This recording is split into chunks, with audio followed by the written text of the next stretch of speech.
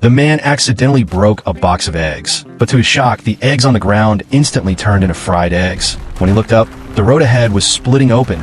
Terrified, he jumped into a small electric car and sped away from the danger. The ground behind him exploded.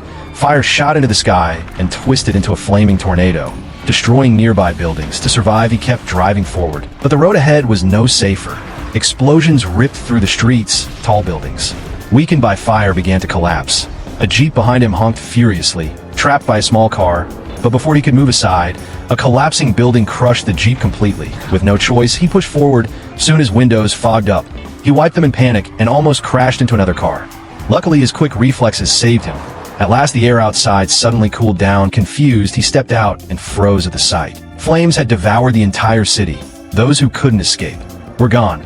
Yet the disaster didn't stop. It spread across the world. On busy streets, giant hailstones fell from the sky, smashing cars and knocking people unconscious. Some tried to hide in buildings, but still died in the storm. At the same time, on a beach, a wave of cold air swept across the sand, freezing everyone into ice statues within seconds. The few survivors ran in terror, afraid they'd share the same fate in an instant. The cold reached the highways. Birds froze mid-flight and dropped from the sky. One woman thought she had escaped, but moments later a frozen plane plummeted from the clouds, crashing into a tall building. Meanwhile, a coastal city faced a monstrous tsunami. Crowd tried to flee, but had nowhere to go. Soon the entire city was swallowed by the wave. Even in the desert, an old man riding a camel never imagined he'd drown in a tsunami there. But the root of all these disasters was humanity itself. 3 years earlier, people had destroyed the environment recklessly, melting glaciers and triggering floods, tornadoes, and extreme weather.